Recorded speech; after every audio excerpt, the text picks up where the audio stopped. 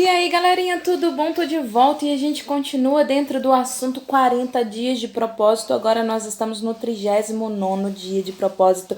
Olha só, 39º dia, penúltimo dia de propósito. Que maravilha!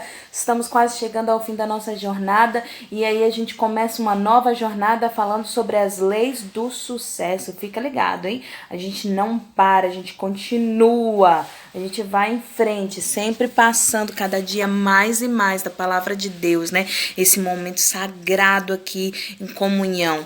E falando do 39º dia, 39º dia, nós vamos falar sobre equilibrar a nossa vida. Como assim equilibrar a nossa vida? Lembra que a gente falou sobre a importância dos 5 propósitos? Nós temos 5 propósitos dentro do propósito de Deus. Na nossa vida existem 5 propósitos, 5 objetivos que devem ser cumpridos, né? E como cumprir esses 5 propósitos, deixando a nossa vida completamente equilibrada. Vamos lá? Eu gostaria de começar lendo 2 Pedro 3,17, que diz assim: não permitam que os erros dos ímpios levem vocês pelo caminho errado e façam vocês perderem o equilíbrio. Fantástico. O que Pedro está querendo dizer com isso? Ele está falando assim, não se permita se envolver com os erros, com os pecados das pessoas lá fora. Sabe, Salomão, ele casou, teve um casamento ilícito, né? Um julgo desigual. E aí o que acontece? Ele começa a adorar aqueles deuses. Então o pecado das esposas dele fez com que ele pecasse também, que ele buscasse outros deuses diante dele, outras religiões, outras coisas, né? Que não eram da vontade do Senhor. Então ele está falando aqui, 2 Pedro 3,17, está falando, não faça isso, não se permita fazer isso, não fuja da presença do Senhor, não busque em outros lugares a presença do Senhor, não permita que as pessoas que te acompanham, essas pessoas que estão no meio do seu caminho, que elas te levem para o caminho errado, como quando o povo estava lá no deserto e aí de repente Moisés estava lá em cima, falando com Deus no Monte Sinai, e o povo começa a fabricar um bezerro de ouro para poder adorar aquele bezerro de ouro. E Arão, ao invés de tomar uma atitude, ele se permitiu estar ali no caminho errado e até mesmo ajudou a construir aquele bezerro. Então é isso que Pedro está falando. Ele está falando, não faça como eles, faça diferente. Não se assente à roda dos escarnecedores. Tenha o seu prazer na lei do Senhor e na sua lei medite de dia e de noite. Dentro dos 5 propósitos que Deus traçou para a nossa vida, a gente precisa mantê-los em equilíbrio. E como manter esses 5 propósitos em equilíbrio? Como cumprir esses 5 propósitos na nossa vida? Bem, lá em Atos 2, a gente vê Lucas falando sobre como fazer isso. Quando ele fala que houve o sopro do Espírito Santo de Deus ali, o vento impetuoso que encheu a casa, ele está falando de um mandamento do Senhor, de uma ordem do Senhor, que viria que seria o Consolador, que nos ajudaria a nos manter dentro do caminho do Senhor, né? Que é o Espírito Santo de Deus. Então, ali em Atos, por isso que a gente fala muito sobre a obra do Espírito Santo. Se você tem curiosidade de entender isso mais profundo, mais específico, então assista lá a série Espírito Santo, que fala sobre mergulhar fundo no Espírito Santo, te traz conhecimento de quem ele é, de como ele age, do relacionamento dele com Deus, relacionamento dele com Jesus Cristo, relacionamento dele conosco, qual é a obra do Espírito Santo na nossa vida, de Atos 1 até Atos 28, é só falando sobre a obra do Espírito Santo de Deus na nossa vida. E agora a gente vem falando ainda dentro dessa série, né, o Espírito Santo de Deus, a gente vem falando a respeito de mergulhar com o Espírito Santo de Deus. Quando a gente tem intimidade com o Espírito Santo de Deus, a gente não mergulha mais sozinho, a gente passa a mergulhar com ele, porque ele nos dirige, ele dirige a nossa vida. E Atos 2 explica exatamente sobre isso. sobre a importância do envolvimento com esse Espírito Santo, com a importância do envolvimento com esse vento impetuoso e como se relacionar com esse Espírito Santo maravilhoso, né? E lá em Efésios 4, Paulo exemplifica isso. Ele exemplifica falando assim, vou só ler os subtítulos para você entender. Lá em Efésios 4, Paulo está exortando, ele fala sobre a unidade da fé. Depois ele fala sobre o santo ministério e o serviço dos santos, o que os santos devem fazer, né? Depois ele fala sobre a santidade cristã oposta à dissolução.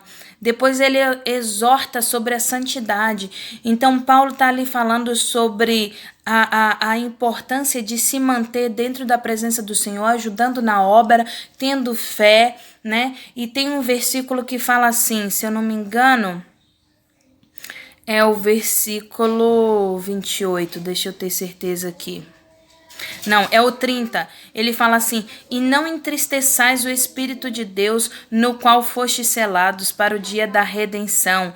31. Longe de vós toda amargura e cólera, e ira, e gritaria, e blasfêmia, e bem assim toda malícia. E o 32, antes sede uns para com os outros benignos, compassivos, perdoando-vos uns aos outros, como também Deus em Cristo vos perdoou.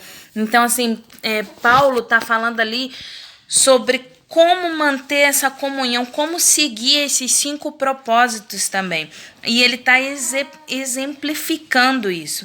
E aí, depois que Paulo exemplifica isso, a gente vê Jesus também exemplificando lá em João 17. Jesus também faz, ele dá exemplo disso.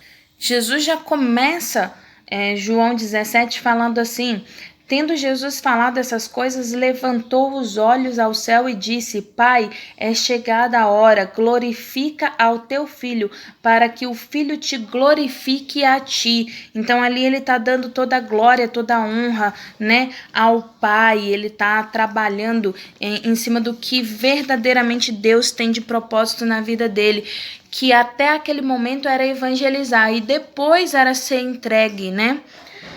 Como cordeiro, né? Entregue como cordeiro, selado, calado, sem dizer nada. E aí o que acontece?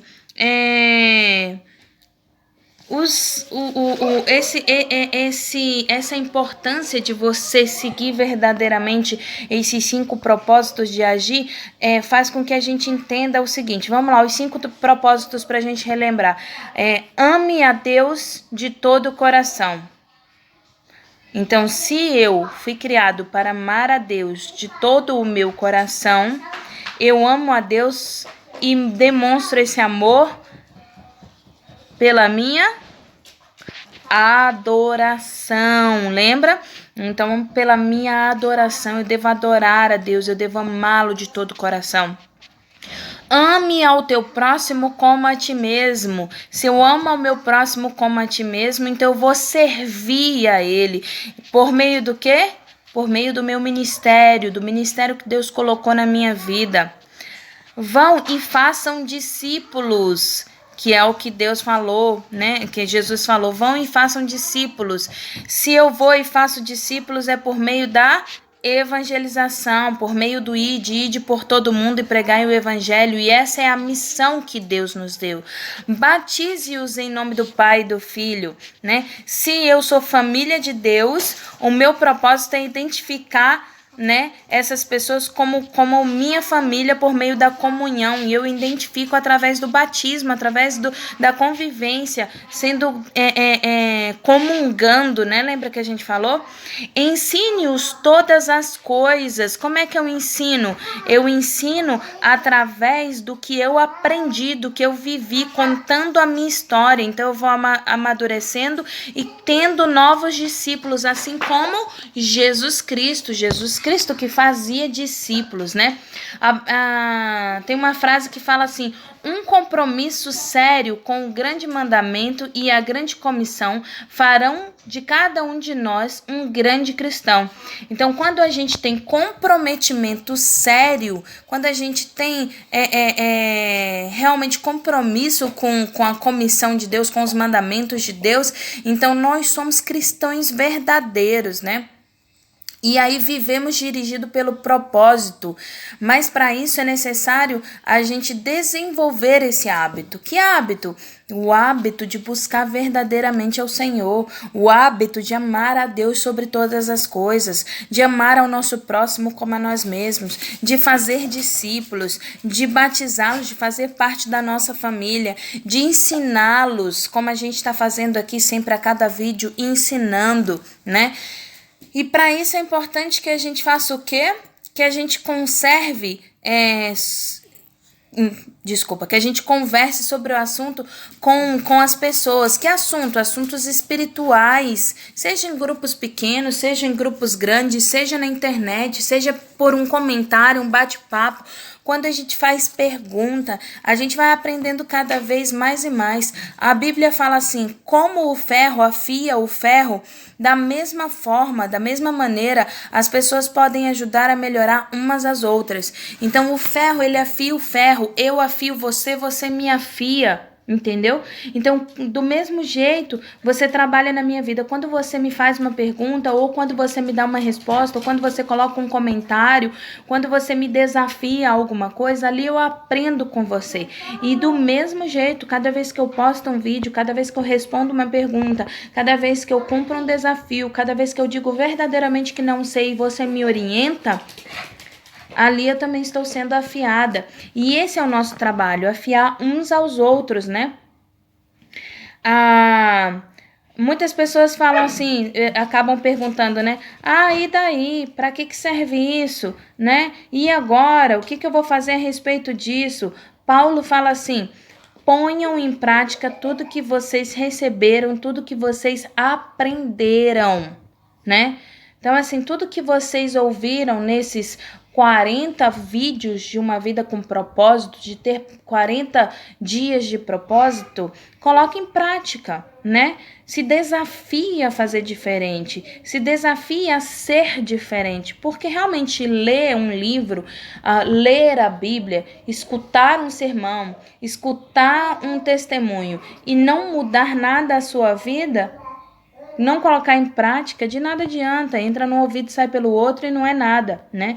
E como é que eu coloco em prática? Como é que eu faço isso? Como colocar em prática tudo que me foi ensinado? Começo orando,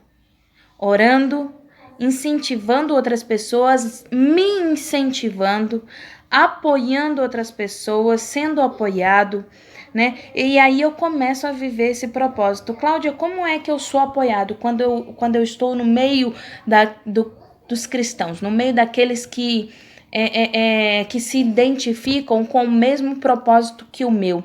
Então, lembra a história da brasa? Se eu retiro um pedaço, né, da madeira de perto de todo o fogaréu, ele vai apagar. Mas se eu mantenho ele lá dentro, ele vai queimar junto com o fogo até que o fogo apague, entendeu? Então, assim, se você vai lá para junto de pessoas que tem conhecimento do mesmo propósito que você segue, da mesma vertente que você busca, e aí você vai lá e se afia, você lê a palavra, você busca da presença do Senhor, você se enche do Espírito Santo de Deus, de conhecimento, você questiona, como o povo de Bereia, né, os bereanos que questionavam, que anotavam perguntas, que quando você age dessa forma, aí o que acontece? Aí sim, aí você consegue incentivar outras pessoas. E se você está no meio dessas pessoas que estão cheias de fogo, que estão queimando, são brasas vivas no altar, você é incentivado por elas. né? Nós somos a média das pessoas que nos rodeiam. Então, se nós estamos rodeados de pessoas medíocres, nós estamos na média deles. Então, nós somos ruins. Se nós estamos rodeados de pessoas grandiosas, nós somos a média deles. Então, nós somos medíocres. Se nós estamos rodeados de pessoas de Deus, nós somos grandes, né? Não porque nós somos grandes verdadeiramente, assim, porque eu sou o cara. Porque a partir do momento que você se acha o cara, você não é nada. Mas porque nós estamos cheios da presença do Senhor, e aí nós somos joias preciosas. Nós somos joias preciosas, né? Então comece esse propósito, se coloque à disposição do Senhor, sabe? A Bíblia fala assim, encorajem uns aos outros e deem forças uns aos outros. Deem força uns aos outros, se apoiem, deem coragem, né? Estude a Bíblia individualmente, questione aquilo que você não entendeu, pergunte. Se você não tem para quem perguntar, pergunta para mim. Vai lá no direct, pode colocar uma perguntinha lá para mim. Vai lá no comentário. Se eu não souber, eu vou perguntar para alguém. Olha, uma vez eu estava ensinando para as crianças a respeito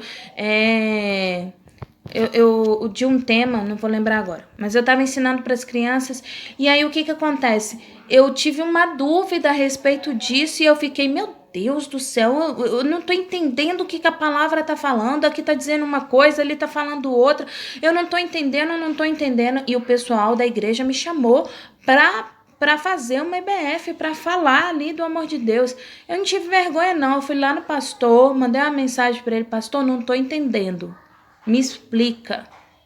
E o pastor foi lá e me explicou. Então, assim, se eu não souber, eu vou procurar. Eu vou procurar, porque esse é o nosso dever como cristão. Então, se você não tem quem te explique, como aconteceu lá que Felipe foi para poder explicar para o eunuco, pergunta para mim. Se eu não souber, eu vou atrás. E a gente vai se explicando. Vai aprendendo junto. A palavra de Deus é para aprender. Com certeza tem muita coisa que eu não sei ainda. E tem muita coisa que você não sabe ainda. E a gente vai aprendendo um com o outro. Mas estude a Bíblia. Estude individualmente, né? Outra coisa muito importante é se examinar. Examinar se há pecado, examinar se há erro, se há falha. Porque todos nós pecamos e destituídos estamos da glória de Deus. Então, existe pecado em nós? Existe sim. A palavra de Deus diz lá, que é o texto da ceia, inclusive, fala assim, examine, pois, o homem a si mesmo. Examine-se, pois, o homem a si mesmo. Então, Deus quer que a gente se examine, que a gente busque se há falha, se há erro, né?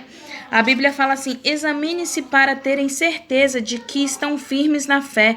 Não se desviem achando de que tudo está garantido. Realizem em si mesmos exames regulares. Testem-se. Se falharem no teste, façam algo a respeito. Peçam perdão. Busquem em Deus a salvação. Então se examine. Jeremias fala assim, vamos fazer um bom exame na maneira que estamos vivendo e reorganizar nossa vida debaixo da autoridade de Deus. Paulo fala que a ideia entusiástica do princípio seja igualada pela ação realista do presente. Então, olhe seu presente, veja se você verdadeiramente está agindo da maneira correta, se existe falha, se existe pecado, não tenha vergonha, vá lá no pé do Senhor e peça perdão a Ele. Se envergonhe de não pedir perdão. Se você falhou com seu irmão, não se envergonhe, vá lá e peça perdão a ele. Se envergonhe de não pedir perdão. Se ele falhou com você, vá lá e peça perdão a ele e diga que ele está perdoado. Se envergonhe de não pedir perdão. Então busque continuamente e Deus vai transformar a sua vida. Outra coisa muito importante é anotar todos os seus aprendizados, né? Tem uma música que fala, conta as bênçãos quantas são recebidas na divina mão. Tem uma psicóloga que fala que nós tendemos a vê somente o lado ruim das coisas, né? As coisas ruins nos marcam mais do que as coisas boas. E muitas vezes, quando nós estamos passando pelo deserto, por dificuldade, por coisas ruins, nós esquecemos das coisas boas que aconteceram na nossa vida. E é importante estar sempre atento a isso. E como é que eu vou ficar atento às coisas boas que aconteceram na minha vida? Registrando. Eu preciso registrar as coisas boas que aconteceram até nos momentos ruins. O que eu aprendi nos momentos ruins? O que de bom eu levei disso? Sempre anote. Porque quando a dúvida vier, você tem anotado. Não, peraí que eu vou contar as bênçãos. Quantas são recebidas na divina mão? Quantas bênçãos o Senhor me deu? Anote as lições de vida. Anote. A Bíblia fala, por isso é preciso que prestemos a maior atenção ao que temos ouvido, para que jamais nos desviemos da vontade de Deus, né? Tem uma pessoa que fala assim, Dawson Thomas, o nome dele, ele costuma dizer assim, os pensamentos se desembaraçam quando passam pelos nossos dedos, né? O que acontece? Nossos pensamentos, eles se desembaraçam quando eles estão passando ali pelos nossos dedos, quando a gente consegue tocá-los, então os pensamentos se desembaraçam. Mas quando a gente não tem isso fixo, não tem isso escrito, não tem isso palpável, ele fica todo embaraçado e a gente não sabe o que verdadeiramente está acontecendo aqui na nossa cabeça. Então a gente só conta as coisas ruins, a gente não conta as bênçãos. Então desembarace seus pensamentos. E para desembaraçar é necessário anotar no pentinho. Pente? De pentear cabelo? Então, no pentinho. Todas as bênçãos que Deus te deu. Lembra do pentinho? Vamos falar do pentinho. Toda vez a gente vai falar, anote no pente. Desembarace seus pensamentos, né? A Bíblia, ela tem vários exemplos espirituais, né? Ela fala assim, conforme a orientação do Senhor, Moisés manteve registros de seu progresso, né? Ele não deixa de registrar nada do que aconteceu, tanto no Egito quanto no deserto, quando ele está próximo de Canaã, para que os seus descendentes pudessem ter isso registrado e soubessem o que Deus fez na vida dele. Josué, quando atravessa o Rio Jordão, a primeira coisa que ele fala é, peguem 12 pedras, coloquem aqui, para que todas as vezes que os nossos descendentes vierem, que eles olhem para essas 12 pedras e saibam que as 12 tribos de Israel passaram aqui. E nunca se esqueçam disso. Isso é um hábito dos israelitas, eles fazem muito isso, né? Eles passaram por aquela questão lá e o holocausto, né? E eles têm isso muito... Eu também teria, né? Foi uma situação...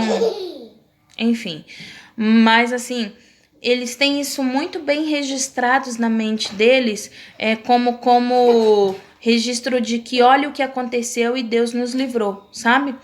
Então, os israelitas têm muito isso, e isso é bacana, isso é muito bom ter esses registros, né? Tem um comentário que o escritor Rick Warren faz, que ele fala assim, de repente estou falando até o nome dele errado, tadinho. Me desculpa se eu estiver falando seu nome errado. Ele fala assim, que se Moisés fosse preguiçoso, nós teríamos muitas histórias poderosas, muitas lições de vidas poderosas que seriam subtraídas do livro. Ele coloca assim, né, que é até engraçado, ele fala, se ele fosse preguiçoso, a gente perderia muitas lições de vidas, né, se Moisés fosse preguiçoso. Mas graças a Deus, Moisés não era preguiçoso, porque você imagina... comandar aquele povo todo ali no pé dele, reclamando do deserto, reclamando de tudo, no ouvido dele, e ainda registrar tudo que estava acontecendo, né? Mas Moisés não era preguiçoso não, graças a Deus, né? Então, assim, é importante que a gente registre tudo. E não só as coisas boas que aconteceram na nossa vida. Você vê que de maneira alguma Deus esconde os maus feitos dos seus profetas. Todos os erros que eles cometeram, todos os pecados que eles cometeram, o adultério de Davi, a idolatria de Salomão, e aí vai, tudo de ruim que eles fizeram, Deus deixa lá. Por quê? Porque os problemas, né, forçam a gente a se voltar verdadeiramente para Deus, né, e nos traz de volta a comunhão íntima com Deus e com o nosso irmão, e constrói um caráter mais semelhante ao caráter de Cristo. Então, todo problema acaba nos levando para um propósito, né? O salmista escreve assim: que isso fique escrito para que os nossos descendentes saibam o que o Senhor fez e para que o louvem aqueles que ainda vão de nascer. Então, assim, as futuras gerações, elas precisam ter esses relatos do que aconteceu verdadeiramente para que não sejam enganadas por diversas pessoas e acabem acreditando em coisas que são vãs, né? Então é importante a gente transmitir tudo aquilo que a gente sabe. E a melhor forma de aprender, minha mãe sempre disse isso, a melhor forma de você aprender é você ensinar. Eu não sei se será uma técnica para eu sentar e ficar ensinando a minha irmã mais nova, será? Não era não, eu realmente aprendia mais. Então minha mãe falava assim: a melhor técnica para você aprender é você ensinar. Senta e ensina que você aprende mais. E isso é muito bom, né? Provérbios diz assim: quem abençoa os outros é abundantemente abençoado, os que ajudam os outros serão ajudados. Olha só. Então ensina, tá? Para você aprender. Agora é importante que a gente comece a pensar nessas coisas, entendeu? Para que a gente possa trabalhar isso na nossa vida. É como a gente falou lá no início, não adianta só saber, tem que praticar. Não adianta só saber, tem que praticar. Tiago fala assim: quem sabe que deve fazer o bem e não faz, também está pecando. Aquele que tem conhecimento e não age da maneira correta, não coloca em prática o conhecimento dele, também é pecador. Não adianta só saber, tem que colocar em prática. É Tiago que está falando. E Paulo fala: se você transmitir essas instruções aos seus irmãos, será um bom ministro de Cristo. Lembra, embaixador, ministro de Cristo, representante do Senhor? E é isso que nós devemos ser, né? Por quê? Porque tudo que nós fazemos é para a glória de Deus, para a glória do nosso Pai, né? É importante transmitir o que aprendemos para a glória de Deus, para o crescimento do reino de Deus, né? Jesus disse para Deus assim: olha, eu te glorifiquei na terra completando a obra que me deste para fazer. E Jesus não estava falando ainda do sacrifício de morte, ele estava falando sobre a obra de ir pregar. Ele já tinha terminado, entendeu? Depois ele morreu, ressuscitou, foi até o inferno, pegou a chave, pregou para os cativos, né? E depois ele voltou à terra, ficou mais 40 dias ensinando os apóstolos. Então, assim, esse é o nosso ministério, ensinar, né? Jesus, ele preparou os discípulos para viver esse propósito. Ele ensinou os discípulos a viver esse propósito, né? Que propósito? Amar a Deus através de sua adoração. Amar ao próximo como a ti mesmo, tendo comunhão com eles. Ter amadurecimento e ajudar o outro a amadurecer, né? Sendo discípulo e discipulando, servindo através do ministério que Deus colocou na sua mão e cumprindo assim, levando o evangelho, que é a missão que Jesus Cristo te deu. E Jesus foi um exemplo desse propósito, né? O que Jesus faria em meu lugar? O que Jesus faria em seu lugar? Então, o propósito trata de ser independente da sua idade, independente da sua raça, tribo, nação, independente de quantos anos você tem, já falei isso, se você é casado, se você é solteiro, se você tem filho, se você não tem filho, se você é homem, se você é mulher, independente, você tem um chamado. Deus te chamou. Agora, você aceita viver no propósito de Deus ou não? Né? Você pode começar a viver o propósito de Deus hoje, mas depende de você. Eu vou ficar aqui igual Paulo, falando. Agora, quem convence e converte é o Espírito Santo de Deus, né? Efésios 5:15, para terminar, fala assim: portanto, vivam com o devido senso de responsabilidade, não como homens que não conhecem o significado da vida, mas como aqueles que o conhecem. E a pergunta de hoje é: quais são as atividades que eu vou começar a fazer para que eu possa permanecer no caminho do Senhor, equilibrando o propósito dele na minha vida? Quais são as atividades? Pensa nisso. E amanhã a gente vem com viver o propósito de Deus. E eu ainda vou gravar mais um vídeo com algumas perguntinhas depois do encerramento. Vem comigo e até amanhã. Beijo, galera!